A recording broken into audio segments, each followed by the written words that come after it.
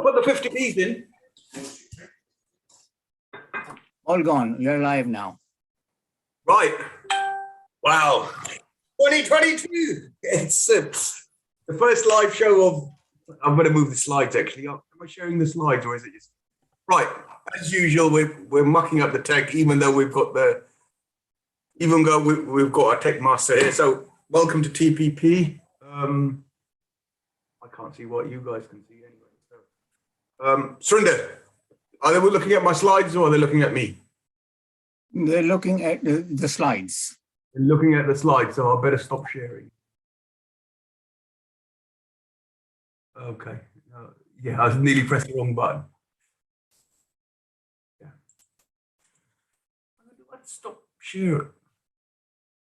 I've only been doing this for 2 years. I should. Yeah. Hang on a minute. I can't stop sharing the slides. You want me? I'll just cut off sharing screen altogether now. Okay. All right. So yeah, it's all Surinder's fault. He's got a new system. You've got to come out of the screen as well, sharing.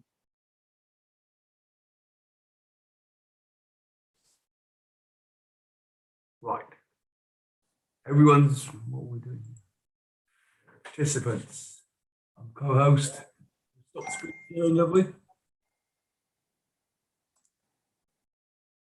Hang on a minute, guys. Let me go on to see YouTube, see what we're doing. Sorry, folks. This is what happens when you take a break. That's why I don't like holidays. You sort of lose the plot and get what you did before to make it work. There you are. You've done it. I've done it, have I? Do I get an extra 50p? We take 50p away from you. Oh, man. Please come back on screen. Sorry? That's better. Okay. All right. So you handle the sharing. I'm just don't even know what I'm doing now. What are you doing on the side now? I'm trying to see what. Oh, okay. Now I can see it. Yeah. Sorry. I was trying to see what everybody could see. Right. Okay. Get all that. There's a bit of fluffing around. I'm sorry about that. Right. Welcome to the Property Professionals' first live show of 2022. Every Thursday, 5 p.m. We got some excellent content. Hope you had a good break. You're gonna want to like and share this one. Yeah, we've got a special guest on. So I wish you happy New Year. We're gonna make it great. We're gonna share some great stuff with you. Surinder, what were you saying? Nothing. You just carry. Okay. So we've got a new section today. Now we've got a great guest today. We've given Akhil time off because he's been working so hard over Christmas. I think he'll be back next year. Surinder knows it's been a hard holiday. Right. Now, we've got Jonathan with us. I'm going to do a little bit of an intro, and then I'm going to throw him in the deep end. Yeah. As we're finding all these fintech apps that people are building, we want to bring as many on as we can. So Jonathan's built a new fintech. Now, start the new year, we've got a new section as well. It's called the Secret 7 section. And what it consists of 7 questions that Jonathan's going to answer in his presentation. He's going to take less than a minute to share out each question. Right, Jonathan, I'm going to get it over to you, but before I pass it, I'm going to make Surinder put the 50p's in the meter so you can screen share if you need to. Right, Surinder, you're ready, Jonathan. You can share your screen. Right, I'm going to time this. Make sure you don't take more than 60 seconds for each question. That's important. 60 seconds for each question. Okay. And Dale, you might as well let Jonathan do the presentation and then do the questions. No, it's not fun that way. Come on, mate. You've got to have the fun. You've got to do the questions first. Otherwise, people won't know what they're looking for, right? Are we with that, Jonathan? Okay, yes. I mean, yeah, sure. Let's go for it. Go. Number 1. Question 1. Well, why don't you ask it? Oh, no, he's got to ask the question. You got to ask the question first. Oh, okay. All right. So, question 1. How does TrustMix make money, and how come it's free? So yeah, the TrustMix, the platform, it is as we're early on in our journey, we need to lower the friction to encourage as many people to sign up as possible. So until we get to a certain point, it's going to be free for everyone, so everyone can come in and sign up. And down the line, we're going to be looking to have it as a monthly subscription to services that exist in property. Fantastic. Well done. Done in less than 60 seconds. So that you get a point for that. Next question. How did you come up with the idea? How did you come up with the name? How did I come up with the name? Yeah. I got a big A3 sheet of paper and I was going through just writing down lots of names and even going online and looking up different Latin words and various things. And yeah, it was just something that stick over. I definitely over-engineered the process of it. And even then, when you come up with a name, it's then trying to work out if the domain name's available. So yeah, we came up with TrustMix. It was initially PropertyMix, and then we changed it to TrustMix. Like it, and we've got a few more seconds. So you're going to tell us about this Latin. I'm going to ask you a question in Latin in a minute, actually. Okay, good. I'm going to have good fun with that. Yeah, good luck with that one, right? Yes. All right. Cheers, next Dale. question, number 3. What are your main objectives? My main objectives are to grow TrustMix to be the central place that everyone goes to in property to connect and better assess who they want to do business with. So it's to build an ecosystem within property investment for everyone to connect. Fantastic. You're getting good at this. You might ask me for a prize in a minute. Surinder, what's the prize? 50p. Okay, yeah. We'll double it. Oh, lovely. No. Listen, don't break the budget. Come on. Right. Okay, ready. Number 4. What are your plans on further development of the platform? So we're currently working on a messaging system. So Inbox, which is sort of going to eventually be more closely associated with like LinkedIn and Facebook. We're also going to be building during this year property listings. So we're going to bring on property listings so sources, investors can look and find deals. So that's mainly what we're going to be working on, and then growing out the platform further in terms of getting as many people signed up. Fantastic. You're getting good at this, better than me, actually. Another 50p, thank you. So that's 2 50p's we'll have to give Jonathan. Right. Mm-hmm. Where are we? Number 4. Number 5. Right. Ready? Yes. So what's been the most challenging thing whilst building TrustMix? I'd say not having enough resource available. So when you're a startup, and I'm a solo founder, so I'm self-funding it as well. So it's you can only my vision is I want to run faster than I can. So yeah, that's I think that's the biggest challenge, trying to prioritize what you do. Running fast is good, as long as you're not making me do it. So fantastic for that. I'm not sure. We should ask for an audience, but otherwise we're going to run out of 50p's. Which question? Okay. Right. Okay. Ready for number 6? Yes, please. Yes, please. Here we go. Where do you see TrustMix in 5 years' time? I see it as having 50 to 70,000 users signed up, and for it to be the standard, the go-to place that everyone goes to in property investment. So when anyone says, can anyone recommend a ... TrustMix will be the place to go to.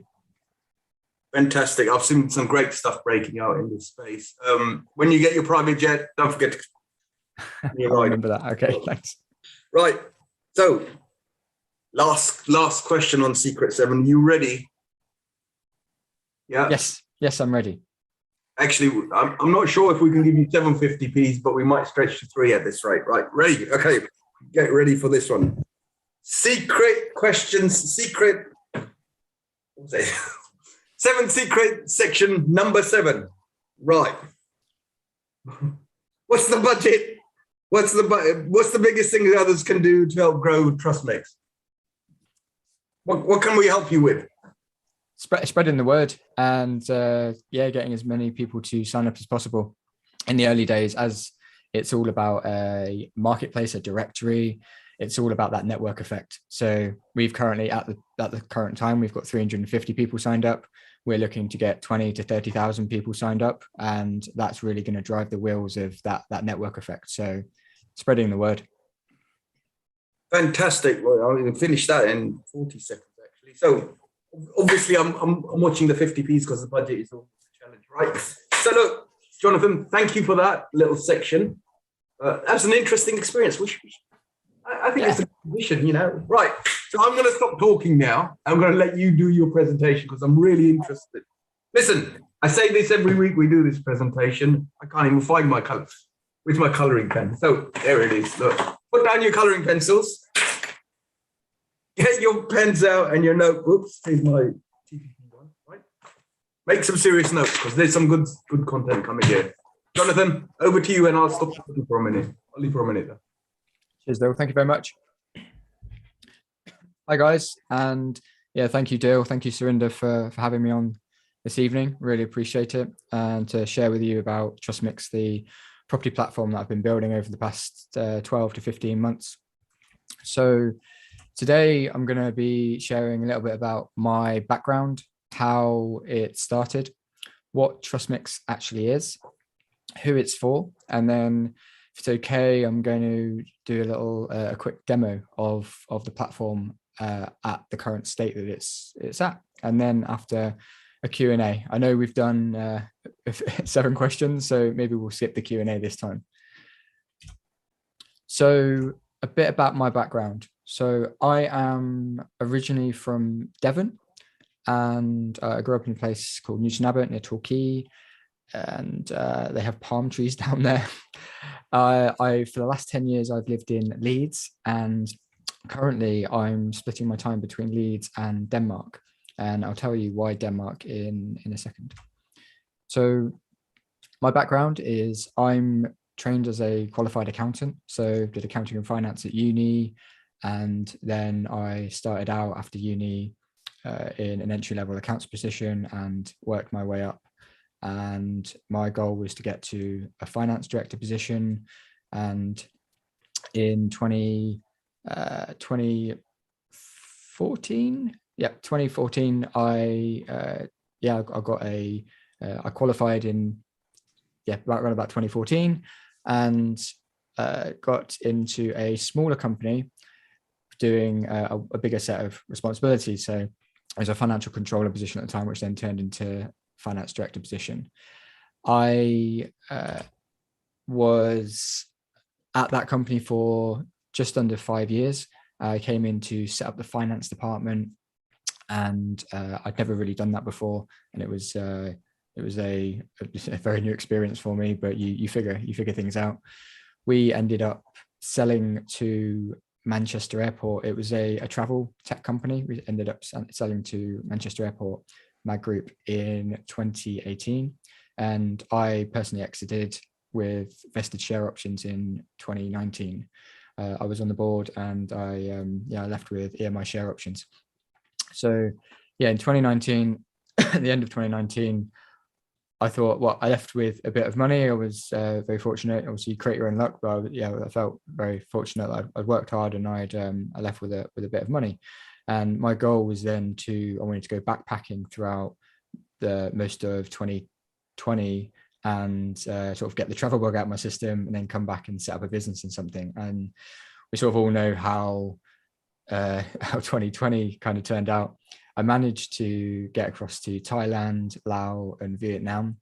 And 10 days before everyone went home, before lockdown hit in March, I met my now Danish girlfriend, and we went back to our own countries, carried on talking, and sort of, I guess the rest is history.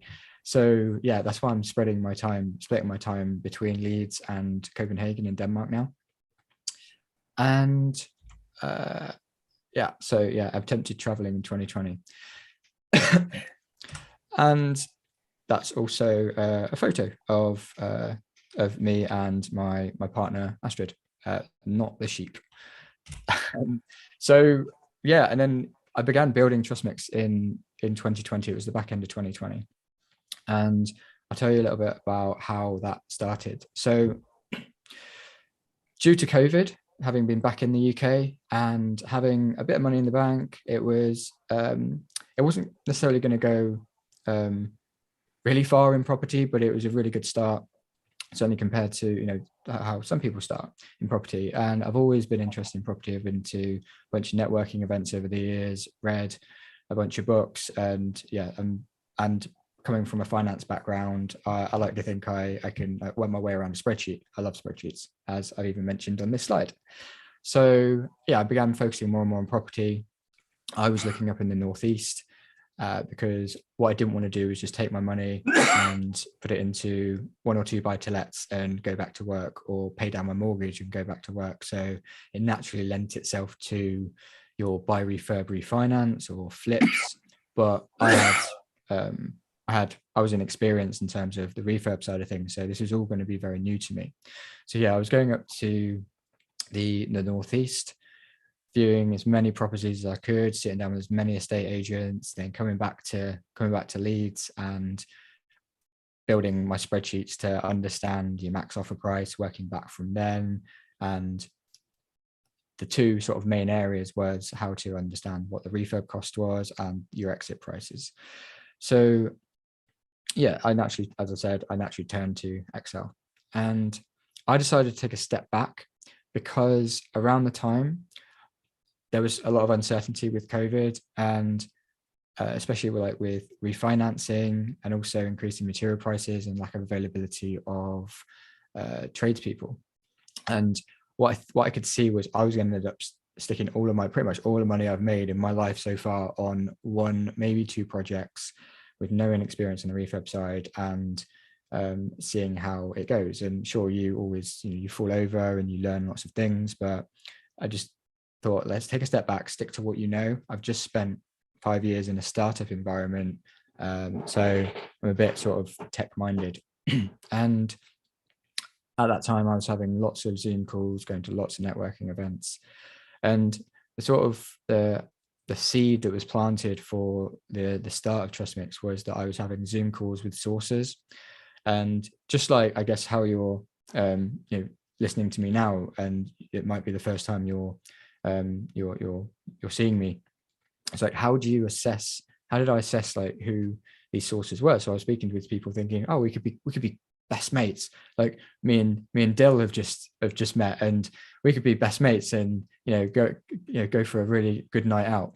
But just to sober a little bit, like, who are they any good at? How do you know if they're any good at doing the job that they say they are?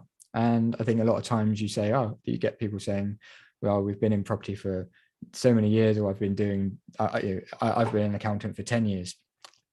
Doesn't necessarily mean to say I'm any good. I might not be a very good accountant. I like to think so, but that's my opinion, and it's what's important is yours. So it just got me thinking about that whole process. How do I assess whether that person is someone I want to do business with? And in property, as the transaction values are very large, can be, then it's important that you get that right. And sure, it's fine if you've been doing things for a number of years and you've got your core team, you know how they deliver, they're highly recommended, you would recommend them to anyone. But for a lot of people, that doesn't exist. And also there's plenty of times in everyone's lives where you need to branch out and understand, how do I find a right so-and-so? So that's sort of how I was thinking. I also used a freelance site called People Per Hour, and similar to Fiverr. So I needed a copywriter. I like to think I'm really good with numbers, not so good with the words. I can do words, but it just takes me a lot longer. So yeah, I found a copywriter on People Per Hour, and I just thought, how was that so easy for me to find that person out of a list of, say, 200 other people? And it was because People Per Hour had metrics, they had their profile with reviews and even like badges. There was things that gave me confidence that they were going to deliver. So that was really what planted the seed. It just made me think, does this exist in property? So I then spent, this was around September 2020. I then spent the next 3 months trying to break the idea, because maybe you have idea. I've had plenty of ideas like growing up, and you then start speaking to people and they very quickly burst your bubble and say, oh, have you heard of that company? And you go, oh, bummer. And yeah, so then you're sort of back to square one, but try not to swear then. And so I tried to break it. So I was speaking to loads of people saying, have you heard of something that sounds like this? Some people pointing me in the direction of various other platforms and things that existed. But there's some platforms that exist specifically for investors and sources and trying to connect those two pairs. But I got to November, so 3 months later, and I thought, right, I haven't found something that's really going to tick the boxes on this. And I felt confident that I could not lose sleep at night and I could fully run with this. So that was really the birth of TrustMix. And yeah, December we registered with Companies House and been building my team ever since. And I think I'll touch on my team in a second. There's my team, actually. There you go. So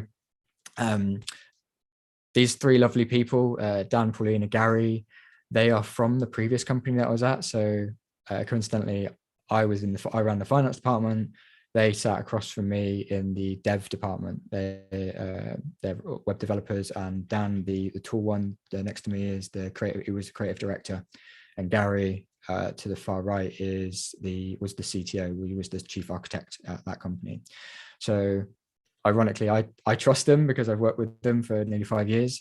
Paulina also, she's a front end developer. She's amazing, and yeah, so that was my team to start the new year of 2021 with. And yeah, so what is TrustMix? So TrustMix is a prop tech platform where you can search for and better assess who you might want to do business with when it comes to UK property investment. So I tend to refer to it, obviously it depends who you're talking to, but I think a good way of linking it is that we're a bit like Checkatrade and Trustpilot, and a little bit like Fiverr, a bit of a mix between those two. So it's like Checkatrade, but for all types of people that exist in property, not just tradespeople. And in terms of the Trustpilot element, in terms of a review mechanic, I'll go into that in a little bit.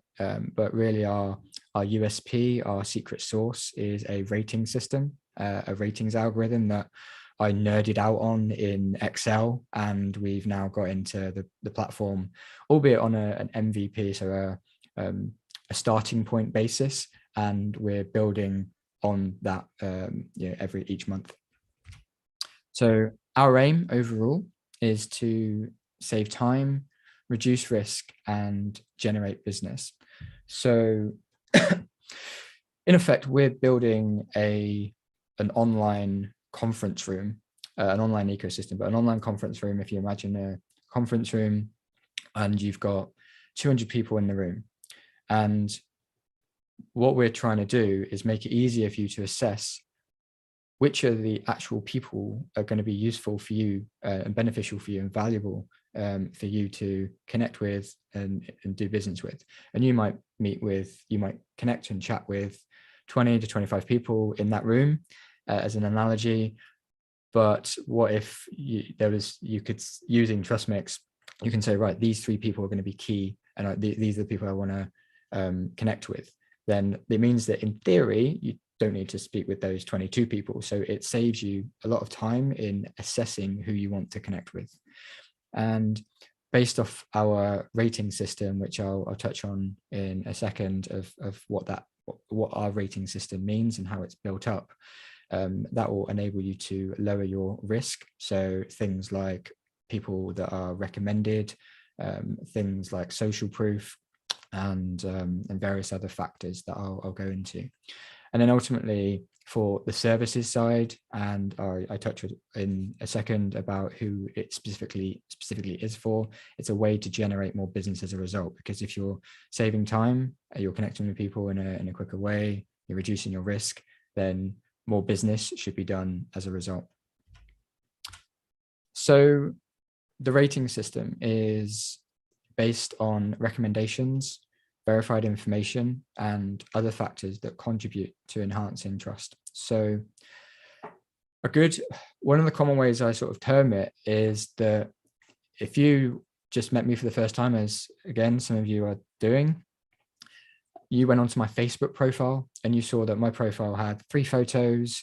It was a week old, and I was, I apologize. I really apologize. But if I was talking about like some cryptocurrency or something that seemed that we often get friend requests from people, and we're not we're like, well, that person, that's a made up account, whereas your level of trust on those people would not be very high. Whereas if I went onto Dill's profile and I saw that he was a family man, he had his account wasn't a week old, and he had lots of photos and things, and I could see that he's a human being. He's not a robot, and that's your level of trust on Dill is certainly going to be higher than the first case. So it's really trying to paint a picture of, there are these things that we do to assess our confidence levels on whether we want to engage with someone and network with them and potentially do business. And what I've really tried to do, and it's typical really as an accountant, I've tried to like break this down and say, right, what goes into that? And let's build something that helps to make that process easier. So we've currently grouped, so on the right here is sort of an overview of a profile breakdown, and you've got your verification piece. So verification is the best example is a sourcer. So if you're a compliance sourcer, it means that you have your ICO, your redress scheme, HMRC, AML, and your professional indemnity insurance. And just as a standing start, when a sourcer signs up to TrustMix, they can update their profile and submit this information. We then independently go to PRS or TPO as a redress scheme. We can look on the HMRC AML register, and we can validate that information, fact check it. And then we come back in and we put a little tick against that item, and that helps to enhance that person's TrustMix rating. And so that's a level of due diligence that I think a lot of people in property always do. And sourcers are a good example, but this applies across any industry really. I mean, even wider than property, it's that due diligence, that assessment level. So from a verification piece, we're doing that, and we're expanding the reach, because we, as an early company, we're trying to we're trying to go from a starting point and then flesh it out further.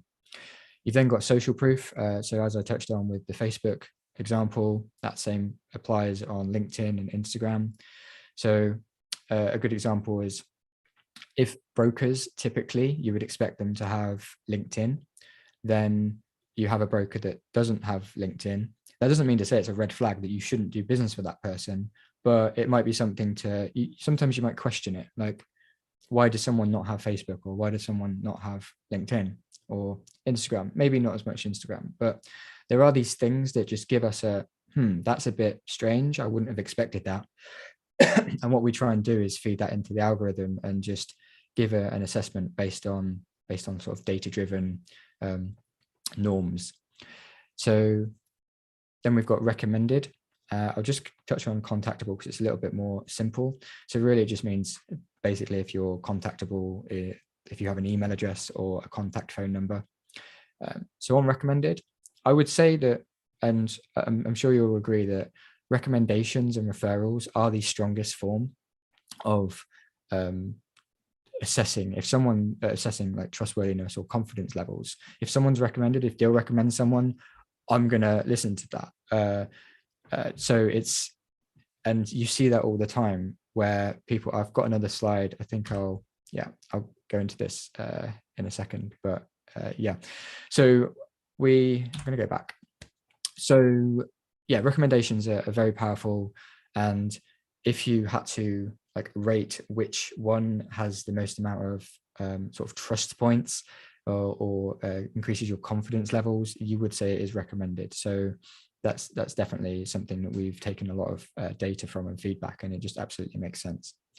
And what we're trying to do is to really take that and say, how do we, with the network effect, when you see on a Facebook post or LinkedIn, can anyone recommend a plumber based in Manchester, or a good skip removal company, or yeah, you've got rats and you need someone to sort that out.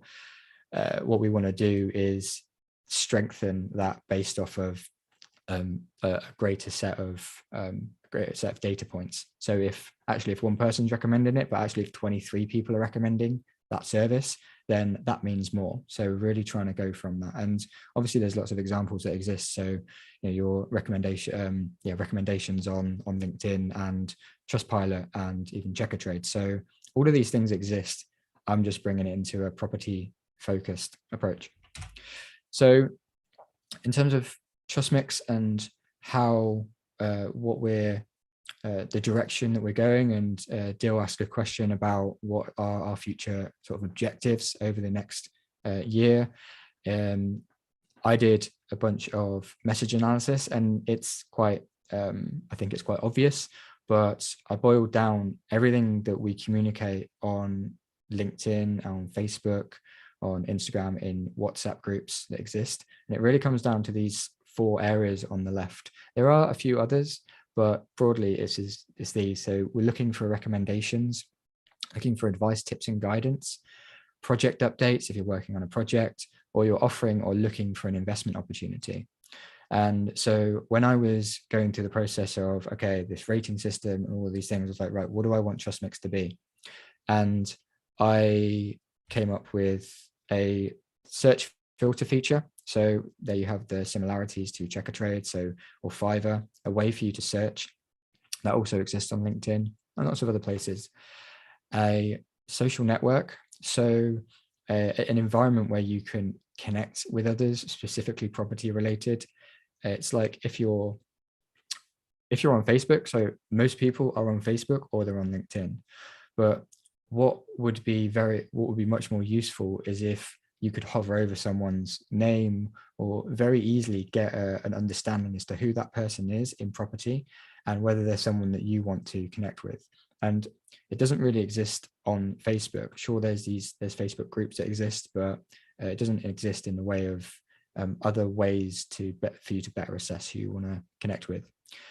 And then property listings. So the reason why property listings is really, it's kind of come from my accountant background and putting my boring accountant head on and the whole due diligence process. And it's when you see people listing property deals in groups and WhatsApp groups, Facebook groups. And there's always 2 questions that I have, and it's really echoed by lots of conversations I have, is who's the person and how confident can I be in the numbers that they're talking about?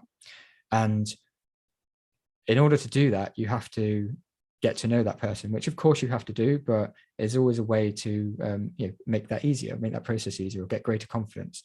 And in terms of the numbers, so just to paint a picture, if you've got, imagine if you've got TrustMix and we've got our property listings area and you've got 2 listings. One deal is listed by a sourcer who's a 4.7 out of 5 sourcer versus someone else who's listed put a listing up and they're a 3.2 out of 5 sourcer. Which deal are you going to have greater confidence in terms of when you fully understand what things go into meaning that the person's a 4.7 versus a 3.2. So you're going to be steered more towards the deal that the person with the higher rating has. And what that's also going to do, and sort of a bigger core value picture, is that the person who's a 3.2 might not win as much business as a result or get contacted as much, and they'll think, how do we get more business? And it's like, okay, if you do those things to increase the level of quality, that do the right things that people see as trustworthy and leading to a higher confidence level, then that will lead you to generate more business as a result. So that's the sort of the principle. Hopefully I've explained that well enough, but yeah, that's why property listings are, I think, going to be an important part. So in terms of who it's for, I've mentioned it is for everyone. So this is just a list of the different types. So you've got investors, landlords, developers, sourcers, surveyors, legal professionals, brokers, all types of agents, and also others. Like, it comes down to like other service providers. As I'm networking and having conversations with people, they mentioned other people like virtual assistants, digital marketing, home staging services, EPC, project managers, construction managers. So it really does cover all the types of stakeholders that exist in property. So now I'm gonna, if it's okay, Dill, I'm gonna jump into a quick, thank you, thumbs up, a quick demo. So I'm just gonna do this and then switch this over. So I'm going to have a quick run through of the platform. There's not too much for it. I've tried to keep it as basic as possible. And so the URL is trustmix.io or www.trustmix.io. And then you've got this landing page. And it's a very simple sign up process: first name, last name, email address, and password. And then you'll get a verification link to your email. You click from confirm on that, and then you're into the TrustMix platform. And then the options you've got are you update your profile, or you can click search at the top, and you can then use the search feature. So this is assuming we've logged in. So this is when we're in the platform, and this is our search areas. This is the search filter feature. So this is very basic, and this is pretty much what we've got in TrustMix right now and what we've been working on. So currently we've got 351 people signed up to TrustMix, and yeah, we've got a variety of different. You can see that Sarah here, she's an investor. We order this by the highest rating, and you can see Sarah's rating there. And then we can see that Sarah's been recommended by 6 people. So you could click through and also see who's recommended her, what they've said. At this point in time, you can only recommend someone within TrustMix if you're also on TrustMix, because I think that's really important, that you can really see like the authenticity of who is the other person. And we're also thinking about adding like the rating to the person that's recommended, because if someone's recommended someone and say they've got a very low score, that doesn't mean to say that they're bad, but it just gives you an idea. And yeah, I'm sure you get the picture on that one. So as a usefulness, I could say, right, I'm looking for if I was interested in finding sources, I can filter, and we've got 55 sources currently signed up. And again, it orders by rating. I can also choose the most number of recommendations. So Andreas has the most number of recommendations. So you can appreciate, as we're a fairly early startup, the recommendations is going to come more to life, but we are working on taking from external recommendations like LinkedIn, like Facebook reviews, like Google reviews, and have that to be consolidated with a person's profile, because that's going to really help. Because there might be people that have got a low number of TrustMix recommendations, but actually they've got a high number of LinkedIn recommendations, and it's important. So yeah, and then I can go down this list and have a look at the various other people that have signed up to TrustMix. Here we've got a little toggle, and sure, by default we could say, right, I'm only interested in verified sources. So these are sources who have gone through the process of providing their information, and we've validated that, and we're happy with that. If I wanted to go to Simon's profile, I can click view profile, and that's going to give me a little bit more information on Simon's profile. So here we've got the trading name and areas interested in, the strategies that Simon focuses on, and then here's even his information about the redress scheme, ICO, HMRC, and indemnity insurance. So, and we can see there's ticks here. So there is that information that you can also check yourself if you want. And he's also an estate agent. So because you can be more than one thing. You can also be an investor or a sourcer. You can be multiple. So you can wear different hats. And also your TrustMix rating will be different depending on what your role is, because you might be a very good sourcer, but you might, if you're an electrician, say if Simon was listed as an electrician, he might not be very good at being an electrician. So he shouldn't have an overall score and that reflective, because otherwise I think that doesn't make sense. So yeah, this is really the nuts and bolts of what it is. So here's some popular categories, but you can also, if I just type in A, you can also see an idea of the other categories that we do have in place. So drainage specialist and driveway patios, estate agent. So yeah, we've got a bunch of different categories. And if there's also a category that you can't see that's in the list that you think should be, then message me and I'll see what I can do about it. So yeah, that's sort of the main area. I'll just show you, like, if I was looking for an investor, I'm just going to clear this a second.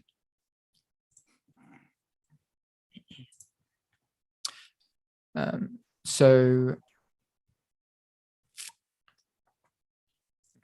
if I was interested in an investor and say in the Northeast, then it filters down to 22 people. And I was interested in investors who focus on HMOs, gets me down to 7. Funding, I say I'm looking for cash buyers, down to 5. And then properties, they focus on land, down to 3. And then I've got 3 people. Alison, okay, she hasn't updated their profile photo. That's okay. I also mentioned about the rating system, and so just by uploading your profile photo when you first sign up, that increases your rating system. That increases your TrustMix rating, because a picture of you is more trustworthy than no picture of you. So there's that as well. So yeah, and then I can go and contact Andrew. I can click through to his Facebook, his LinkedIn, his Instagram. So I can go through to Andrew's LinkedIn here, his Instagram. He's also added his email address and his contact phone number. We've literally just in the last week added in a message feature. This is what I was saying earlier, that we're going to flesh this out and have it as a fully operational message inbox. So if I wanted to contact Andrew, I could go through to his social pages, but I could also just click message. I could write Andrew a message, and then I could click send, and that's going to go to his email inbox.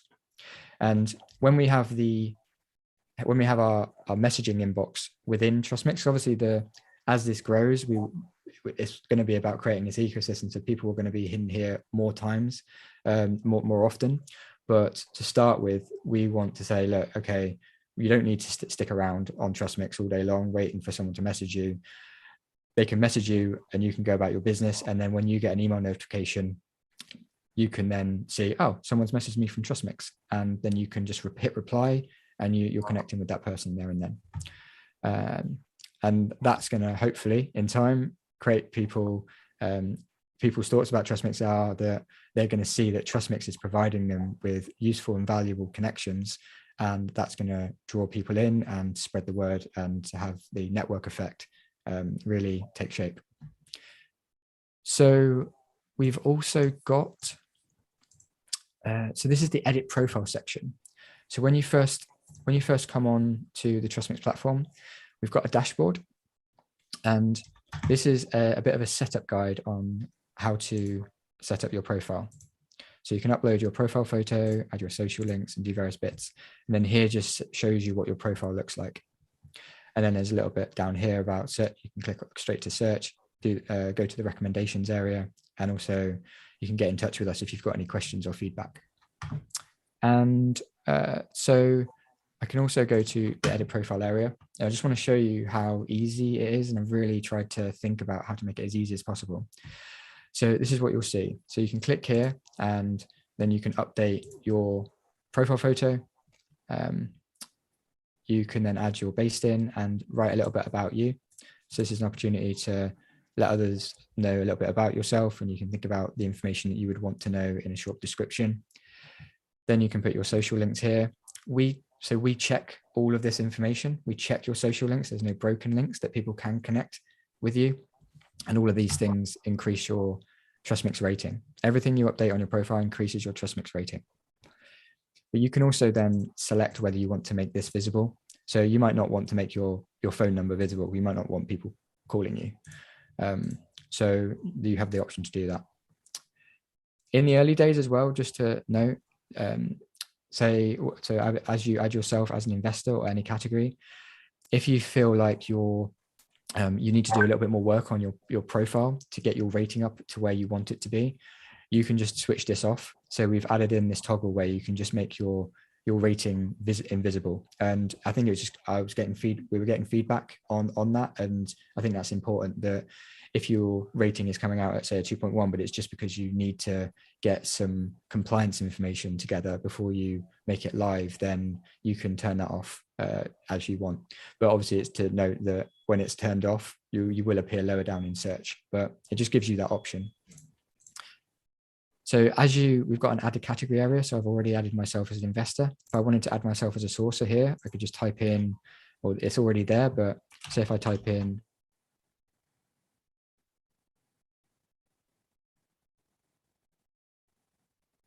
We've lost your audio, Jonathan. He's frozen. No, he's fine, but we've lost his audio. Jonathan, we've lost your audio. No, we've lost him completely. His image is frozen as well. Yeah, sorry, I was watching the wrong screen. Yeah, so interesting so far. I guess he might be a minute if he gets his internet working. Good job he's not an internet company. Right. Oh, so far it's very interesting, I think. Jonathan, you back? No, Yeah, okay. he'll just probably log back on. Yeah, it's all right. Don't worry. So what do you think of that, Surinder? It's interesting, isn't it? It's very interesting. I have questions for him. So Okay. on his return, we shall have those questions put to him once he's finished his presentation. Have you got 7 questions for him? No, several. Several, not 7. No, I don't know how many yet, but I'm just making notes. Yeah. So I did put down my coloring pencil. did you and get your notes out? Yeah. I think we're going to stick to 50p's for the moment. We might have to have it down later on. 50p's. So yeah, that sounds quite interesting, I think. Especially when he gets his jet, it'll be even more interesting. But yeah, I'm just trying to get him on the phone, see what's happening. so this is a live show, folks. Things happen in live shows. Interesting, isn't it? Yep, Jonathan is back. Fantastic. All right. So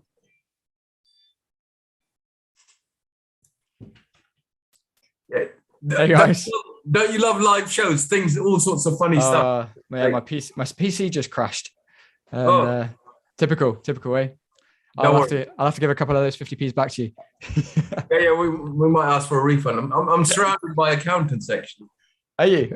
Oh yeah. Surinder's an accountant as well. Yeah. That can be a good thing or a bad thing. It's how you take it. No, sorry, I'm going to let you finish your presentation. Surinder has several questions, not 7. I don't know. Okay, great. Hopefully my PC doesn't crash the same. So I will turn off a monitor. I don't know. Maybe it might be a monitor, but we'll see. Anyway, let's give it another go. So, okay, can you see my screen? Yes, we can. Okay, great. So yeah, I was just talking about the categories, different categories that you can add. So if I wanted to add myself as a sourcer as well, I can do that. And it brings up this box. And you can then start putting in areas that you cover as a sourcer. Maybe I cover the area of West Yorkshire. Or I can also put, say, London. I'm originally from Devon, so I might put Devon as well. And then I can put what strategies I focus on. So maybe I focus on buy to let and flips and service accommodation.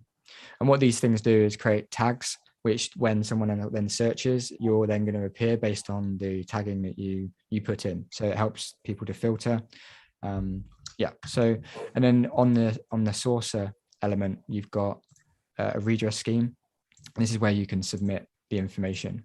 And we're in the process of fleshing this out for all of the other different categories specific to a broker, accountant, all of the various categories, so that we can then check that, and that can go towards enhancing the TrustMix rating. So yeah, that's that. And yeah, so the aim was to try and really make it as easy as possible. So yeah. In terms of what we've also recently added in, based off of feedback and just really listening to what people were saying and the posts that people were doing, is it's a resources area, and it's the whole notion of you don't know what you don't know. So how about let's give some more information to help you know some stuff in the way of, and it's yeah. So I have often have conversations and people mention other prop tech platforms and other useful tools that I wish I'd have known about sooner. And so what I'm trying to pull together here is a list of as many prop tech platforms that exist, and to try and break it down, trying to give an informative presentation here for you to be able to say, oh, I'm looking for a CRM platform or a property management software, or off-market deals, or a place to sourcing tools or analytics like you have in property data.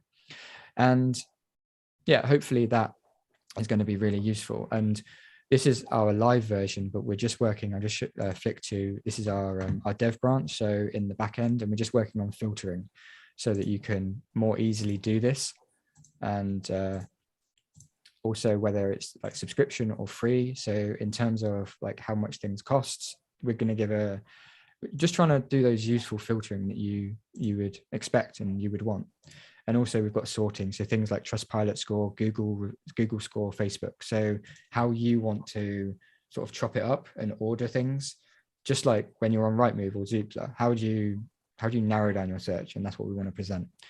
We're also going to be adding things like, even for like Facebook groups. So if you want to literally just get a list of all the Facebooks that exist by order by member count, we're going to have that. But I think more useful is we're going to have reading material. So quite often I hear people say, oh, can anyone recommend another book for me to use, whether it's for me to read, like whether it's a mindset book or like Rich Dad Poor Dad. So there's common books that we know and understand, but for some people they might not have heard from them before. So it's really having a place where people can go on, search and find those things. And then finally, events. So we want to have an events area, and sure, there is sort of an admin element to all of these things, but I still think it's important. And there's ways that we can minimize that. So in events where you can have literally a full list of all property related on and offline events, where it's by date, when they are. And so, you know, even like you guys can be, the property professionals can be on there. So people can say, right, what online networking events or what online sessions are happening in the next week? Okay, property professionals are on Thursdays. I'm gonna tune in. So all of those things really help. Two ways: is to help the people who are doing that, who are looking for these types of on and offline events, but also for the people that have got businesses that want to connect. So I think this is definitely a solid like win-win if we can provide this type of environment. It's kind of similar to Money Supermarket in some ways. So yeah, that's pretty much it in a nutshell. One of the things I would say is that over this next year, I want to really do a big push on getting this number up as high as possible, because every single new person that signs up to TrustMix makes the whole platform better for everyone, because it's that whole connection thing. And what you want is to be able to search and see a good range of people, and that's just going to make this such an amazing place. So one of the challenges that I face is when I'm having Zoom calls. So my sort of strategy on connecting and raising awareness of what TrustMix is over the last 12 months has been on having one-to-one Zoom calls, going to networking events and starting to do presentations like these to just really try and get across what we're doing, what we're about. So we're trying to do that a little bit more. But I think the key thing is that I find that when I speak to people, we're all busy. We all lead busy lives, most of us. And it's about, like, they say yes, but it's then actually going and setting up the profile and taking a little bit of time, which is 5 or 10 minutes to update and sign up. But what we're actually doing from the start of this year is it's about just where we've created a very simple form that takes less than 60 seconds to complete. It's a type form. This is the form if it's loaded. Yeah, and you can, it takes 60 seconds. It's literally asks you your first name, last name, email address, and what category you are in property. And I'll just literally run through this if it's okay. So I can put my name in. I just want to show you like how easy it is. And then where are you based? So I'm going to say Leeds. and Copenhagen. And then which are you in properties? So if I was an investor and a sourcer, and then you could put other and select another option. And then it just says what areas do you cover. So I might say Yorkshire, and I might cover buy to let HMO, and then okay. And then sourcer, same again. I'll just put Yorkshire in, and then say HMO and say service accommodation. And you submit, and that's it. It's done. And with that, I can then build your profile for you. And I will then send an email and show you what it looks like, and you can just sit tight and see if people connect. My goal will then be to grow and carry on growing. And the great thing that you'll be doing for TrustMix is adding another person onto the directory, into the TrustMix community, and then people can search and find and connect with you. And that's a very easy way that you can do that, rather than, you know, if you don't necessarily have the time to go through the full sign up process. So yeah, I just wanted to mention that, because it's something that we've literally just created and built in the last this week actually. So yeah, and that's it. Thank you so much for listening, allowing me on here to talk about TrustMix. Nice. So Surinder's told me I've run out of my 7 questions. He's going to ask several questions. Have you got any more? Extra. Yeah. Have you got any more questions? I have, but I'm going to let you have some, because, you know, otherwise you're going to take my 50p's off me, aren't you? All right. Jonathan, now you said you can build up a profile. As you know, I would want several different sections. Now, how would I go about that? And sort of how would it affect my algorithm, the points? Yeah, sure. So if, for example, you were an investor and say an electrician, let's take a wider spread. So if you were an investor and an electrician, and you updated your profile, you can update there's things that you update that are more generic. So things like your about you section, and your website, your Facebook, your other social, and your contact number. Those things are sort of outside of, as an investor, they're what's called like general things. So they will give you like general TrustMix rating improvements. And then when you're within your the investor area and the as electrician, then there's things that's going to be specific to those categories. So that's where, like with a sourcer, for example, if it's the compliance information, so the verifications, that's only going to affect your sourcer score. So your investor score won't be affected by that. So we've got things that we're going to be adding to the investor area from a verification point of view that's going to be specific to investors. We're looking at things like KYC, so proof of ID, proof of funds is a little bit tricky, but it's things that we can really just validate that you are who you say you are, even though it can be pretty obvious. But there's other things that we can do to really strengthen that. But yeah, there's things that are category specific. Okay, and how does your algorithm work in allocating those points? Yeah, so we've got a really quite a clever backend area that is it's a points based system. So you get certain points allocated to certain things, and then you it then groups everything together and it brings out a rating. So based on certain things being yes or no, it increases your rating.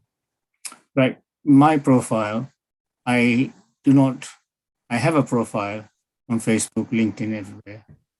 But in Facebook especially, I do not use any personal postings or whatever. How does that affect my rating?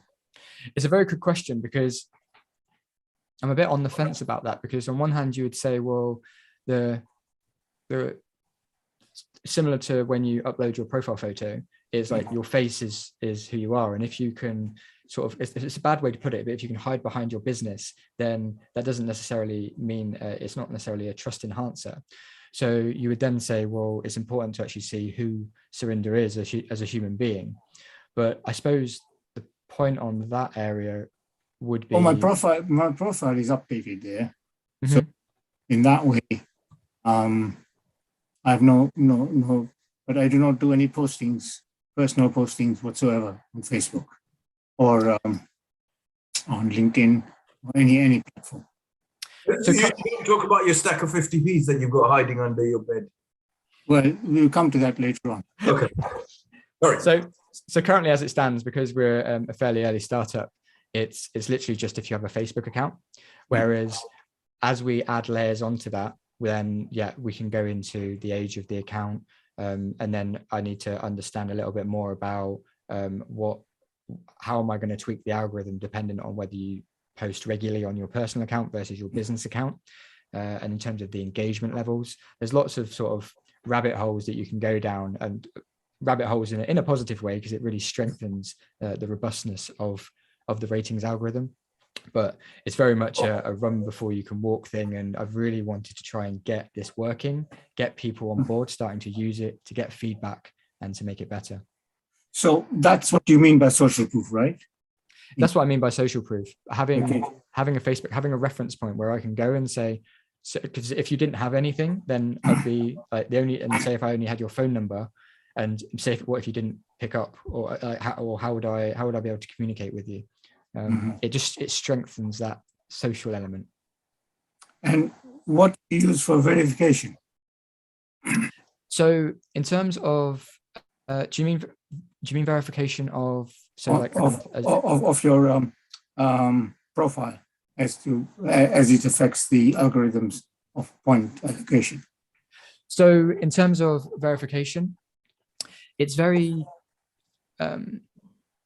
so if you sign up to TrustMix and you update your profile photo and add your Facebook at the and your name, I can see that the name is signed up. I can see that the name is there. So you've got Surinder, and you've got your profile photo that you've updated on TrustMix versus what's showing on your LinkedIn and your Facebook, and that the fact that they link is good. Okay. And contactable. So if I could just put my phone number, email, and what else would you need for that? That's it for the time being.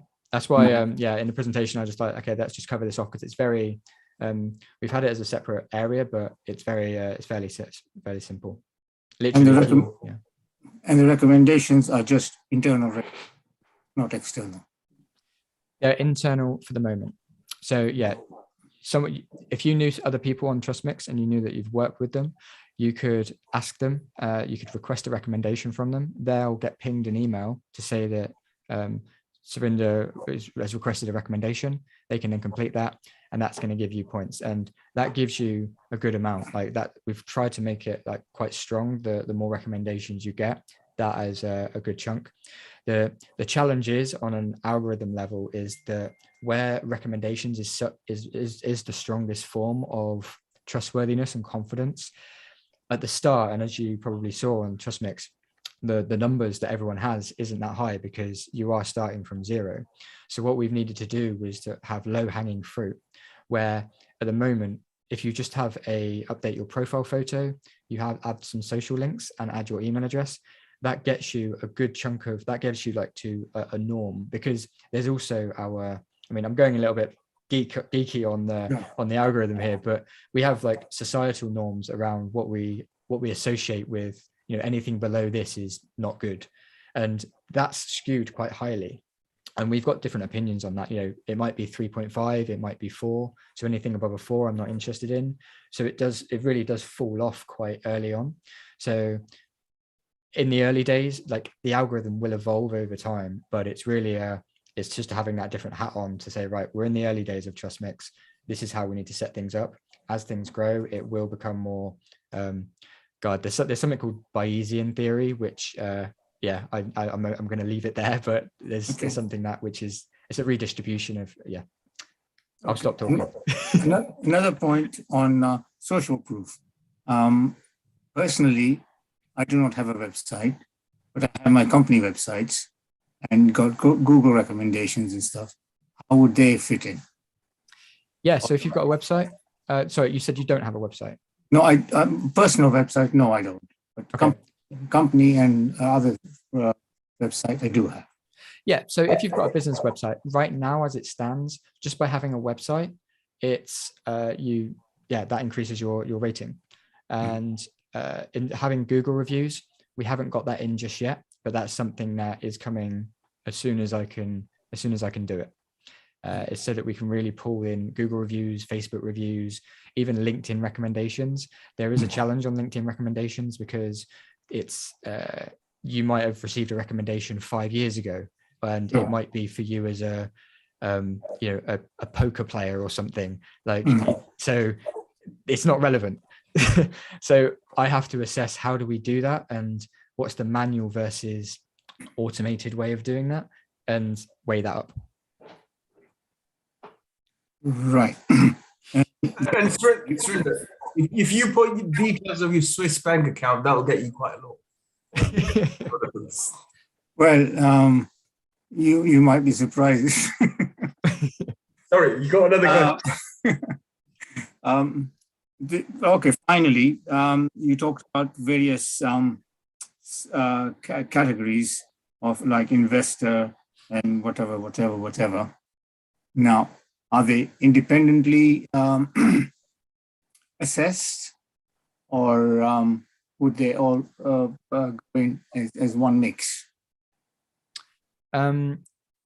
If you have, say, 4 categories and they're separate categories, so you're an investor, sourcer, estate agent, broker, they're independently assessed. So if there's things that are specific to those categories, then they are separately identified. So for example, Simon earlier, so he's a sourcer and an estate agent. So he would need to submit information as a sourcer and also submit information as an estate agent. And each of those would be approved, even though some of the information that he'd be submitting would be the same. Like ICO is quite standard, and I think that's going to be quite uniform across the board. But things like redress scheme are applicable in the case of an estate agent as well. But as we've currently got it built, they are independent. And you have resources section at the moment where you have CRM and other. What about other services? Are you going to include them? Because if people have websites and things, SEO services, and other, et cetera. As I talk to you, we have a brand card and we have innovations. So yeah. Have all those sections for those, or where would they go? Yeah, so on the search side, we've got digital marketing and virtual assistants. So we could very well add in SEO related stuff, and it's whether digital marketing comes into that, and maybe that can be a subsection of digital marketing. It depends on what people search for. We can add that in, and then in terms of other things that might not fit into the search area because it's more like the cards. I mean a business card. Yeah, exactly. So that would probably come under the resources section. So it's really just about how we structure that out. How do we categorize it, and how do we say, okay, other offerings like this, and in the rounds of this type of offering, we can put that in there. I suppose then you can say, okay, how do we keep it within the realms of the relevancy of business? But that absolutely is relevant because it is, because there is definitely a need because of all the networking. There's always like things start to go out into, it's like with virtual assistants. You could argue, is that needed? Yes, it is. Of course it's needed, yes. Yeah. But there's some categories where it's, you get to the edges, and so yeah, absolutely. I'd be interested in talking with you offline about how that might look and how we might be able to do that, because we're constantly evolving. The big limitation, as I mentioned on the challenges, is my available resource. I've got a team of 7, and one of them is full-time. Everyone else is broadly part-time. So as an early stage startup, pre-revenue, this is all self-funded, and I've got SEIS advanced assurance before Christmas, and looking to fundraise, raise equity investment, and that's going to allow me to obviously raise my budget by 3x and to carry on like building out the vision. So I'm really looking forward to this year ahead. But my biggest challenge is the limitation of resources right now. Don't Okay, go. well, fair enough. Don't give away your at the early stages. Hold on to it as long as possible. But you know that better than me. I Right. know what you said. I know what you're saying, but I'd be happy to take investment at the moment. Okay. Yeah. All right, Dale, it's over to you now. All right, you've asked all your questions. It wasn't as good as my questions, I don't think. Jonathan will agree with that. Brilliant. No, that was useful questions. Thank you very much. You crossed most of mine off the list. Quick couple of quick things, Jonathan. Look, thank you very much. That's really useful. Thanks, Dale. Thanks, Surinder. It's a useful conversation. So, just a quick point on the photos, and you mentioned cryptocurrencies when you started. Yeah. There's a big thing on cryptocurrencies where there's a lot of scams going on. And one of the ways, and people may not appreciate this, one of the ways that you look at a scam crypto is if the team's been documented and if they've got a team profile. Right. So, to me, I used to hate putting my photo anywhere on LinkedIn, but it's a way of saying, is that person real or are they making it? And that's the parallel I'm trying to draw for you. Yeah.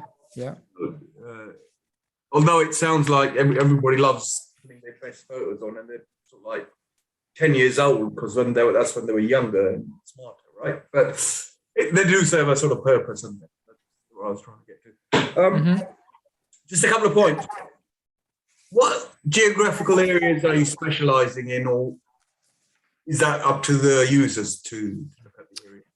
So in terms of the market and the coverage that I'm looking for at the moment, it's the UK property investment industry. So, but I would say 10% of conversations that I have with people mention about overseas investors.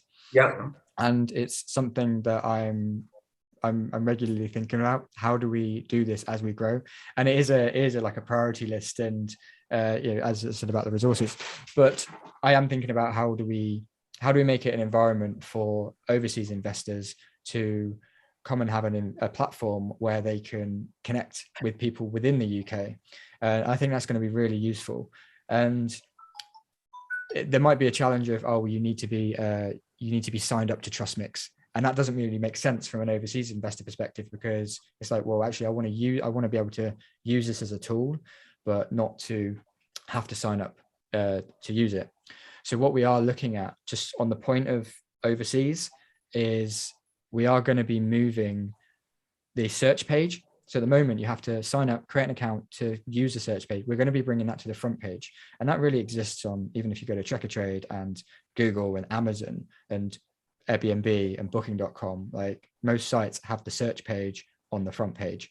And I've just thought, I don't know why I haven't done this sooner, but that's what we're working on, is putting search on there. So you actually don't even need to create an account to use the search. Now, there's permissions, GDPR, there's those types of things that we need to make sure that we get right. Absolutely, of course. Goes without saying. But that's what we'd like to do, and I think that's going to open things up a little bit for overseas. But right now, we're focusing on UK property investment. There's a big market for overseas investors, and a lot of them, from past experience, a little bit anecdotal, they buy stuff from sources that aren't compliant. That's not good for them, and it's not good for us. Yeah. Talking about investors, you talked about how you would rate builders and sources. Do you look at the other side for investors? Do you talk to them about if they need to be, I think it's FS13 compliant and so forth, whatever the compliance they need to have to be a compliant investor, rather than Joe Blogs off the street? So is that part of your? It will be. It's definitely something we've got. We've got a list of things that we're looking at and how to put those things in place. So absolutely. It is quite a tough challenge when you're building something, as you guys probably well know. It's like, what do you do first, and do you make inroads to something, or do you try and get it all perfect and So yeah, we will be putting more things in place, because ultimately, when you're searching and filtering down on investors, you want to be able to have differentiators. And if there's things that are going to set some investors out from others, because ultimately it's like sources talk a lot about tire kickers. Like from an investor's perspective, they say that, well, and it's anecdotal, but they say like 90% of investors tend to be tire kickers. So it's like, okay, how do we reduce that down? That's a big opportunity to reduce that 90% down by ways that we can potentially, hopefully do. Yeah, and are you thinking of putting it down the amount they want to invest, just as one of the indicators? It depends. It really depends. I think it depends on a lot of feedback, because my feeling is, just from speaking with people, is that I think that would be a bit sensitive to people. Exactly. That's what I think, that you shouldn't be putting levels across anywhere. Yeah. Yeah. The other way to look at it is some investors want to are happy to invest with other people. Yeah. Whereas other investors just want to do the whole project. Absolutely. It doesn't. That means that they're just buying it off the sources. They just pay a fee and take it over. Yeah. Well, let's not. Yeah. So some people actually want people to run the project, put the money in. They're too busy to look at it, but want to take part. Want to have full control of that project, but not actually execute. So that's the scenario that I come across a lot. People have the money, but don't have the skills to execute it. That's why they're joint venturing with other people. But I think on the money thing, it's It doesn't mean to say that there couldn't be there couldn't be an environment within TrustMix that, if people were happy with communicating that, then there could be a more of a closed off private area, or some sort of way that is it's almost like if you're a conference room or a hotel, there's a room for that kind of thing, if that makes any sense. If you could easily just make a section of joint ventures, people talk to each other. Exactly. And the rest of them, they have to have their legal agreements and everything else done. That needn't be on your platform. No, exactly. And just going on to the, like how we make money, or going back to the initial question of how we make money, that could be an area that might be, a subscription model might work well for that, or something that where people can see that they're getting value from it. So there's lots of scope for doing things that are going to be useful. Talking about subscriptions, just a couple of points to finish off on. Is there any plans to charge the people who sign on? So the current way that it seems to be going is that for investors, developers, and landlords, it's going to be free, because they're ultimately, it's like the users that go on to Checkatrade. So it will be the services that would pay the monthly subscription, and it's really because of the services that want to connect to that, have those connections to generate business. So that's that's your starting point, and then it's okay. How do we? So things like, it's not an exact like 1-on-1, because you have JVs and you have that cross pollination, cross connections between different things, and it's about the usefulness and the value add. So there is scope for other things, like with property listings, you have property listing fees, or we've looked at an FCA regulated escrow place to de-risk between investors and sources, because it still baffles me how some investors just send the whole fee to the sourcer, and it's just like, I don't get it. But I don't get it. The simplest form is that the source's fee is payable on exchange of contracts. That's because you two are accountants. That's why. Yeah. Oh yeah. So it's something that we could do. I think it wouldn't be too bad, but it does bring in the transactional side of things. So there's other. Well, it will also involve you needing a FCA and stuff like that. There are solutions that you can where they're FCA regulated. So it's like the equivalent of an AR appointed representative. So there are. I know what you mean. I even looked into like the process of becoming FCA regulated, and I thought, I'm not sure about that. when the process takes like a year at least. But maybe we should do a program on FCA regulations. That would be interesting. Yeah, we'll have to get an expert in. There is he's an American guy. There's a lot of Fair enough. John Corey. That's it. Tech background, American diet. There you go. Everybody knows him in the Yeah, John Corey is amazing. yeah. He really knows his stuff. If you did go down a service fee, it'd be a great idea to say if you sign up now, we'll grandfather you, and then that way you build your network really quick. But look, that's been an amazing presentation. I've learned. Thank you, Dale. Appreciate it. Thank you for having me on. I really, yeah. Enjoy the 50 because Surinder's obviously locking the rest away. And, he only lets out certain at a time. Yeah, got them all in my safe. Yeah, you're sending them back to your Swiss account, aren't you?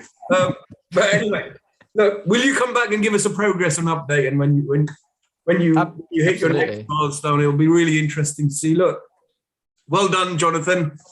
Well done to you. Look, life gave you coronavirus, and you obviously made a trust mix out of it. Fantastic. Life gives you lemon, make lemonades.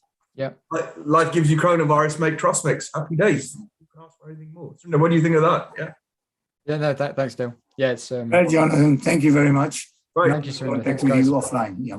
Yeah, thank you for the extra bonus time. So look, folks, hope you enjoyed that.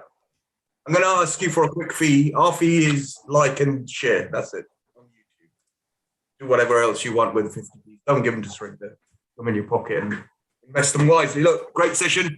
We'll see everybody next Thursday, 5 p.m. if I don't fluff up the tech again. Super. Great. Look forward Thanks to again.